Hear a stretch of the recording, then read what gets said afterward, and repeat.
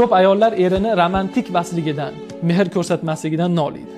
Hey opalar, singillar, eringiz sizni boqishlik yo'lida haloli pokdan to'rtta non ko'tarib kelyaptimi?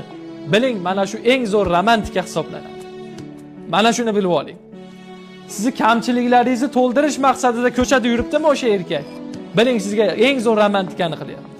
Pul topish yo'lida terga botib sasib ketgan bo'lsa ham, siz uchun eng shirin erkak, eng romantik erkak ana shu bo'ladi. Internetda 30 sekund baxtli bo'lib yurgan odamlarni ko'rib, eringizni boshini yemang. Baxtli hayot. Ularda hayoti baxtli hayot emas. Siz hayotingizga nazar soling. Eringizda nima bor? Qanaqa xislat bor? Ana shu siz uchun eng zo'r romantika bo'lsin. Eridan romantika kutib yashaydigan ayollar uzoqqa bormaydilar. Mehr kutayotgan ayollar uzoqqa bormaydilar. Ular mehrni eridan his qilishlari kerak, tuyishlari kerak. Erini har bir qadami, erini har bitta bosayotgan qadami, har bitta qilayotgan ishi ayoli uchun romantikadan zo'r romantika hisoblanadi. Eng zo'r mehr hisoblanadi. Agar buni tushunsalar.